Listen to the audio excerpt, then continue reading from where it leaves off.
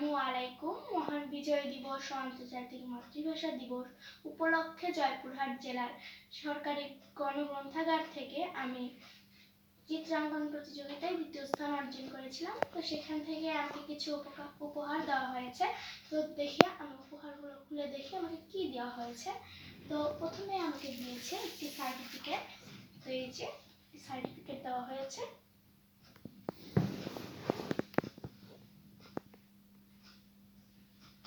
আর সাথে আমাকে একটি উপহার দেওয়া হয়েছে।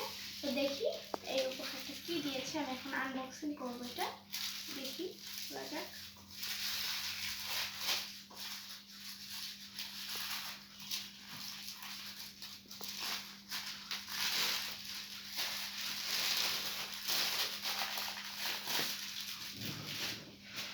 তো এখান থেকে আমাকে একটি বই দেওয়া হয়েছে। বইটি কিন্তু খুবই সুন্দর। এই যে চাঁদের পাহাড় নামের একটি বই দেওয়া হয়েছে। বইটি কিন্তু খুবই সুন্দর। তো এটি আমাকে গ্রন্থাগার থেকে দেওয়া হয়েছে। আর এর সাথে আমাকে আমার স্কুল থেকে কিছু পুরস্কার দেওয়া হয়েছে। আমার শিক্ষকরা আমাকে ভালোবেসে কিছু পুরস্কার দিয়েছে। তো এই যে এই পুরস্কারগুলো আমাকে দেওয়া হয়েছে স্কুল থেকে, আমার শিক্ষকরা দিয়েছে।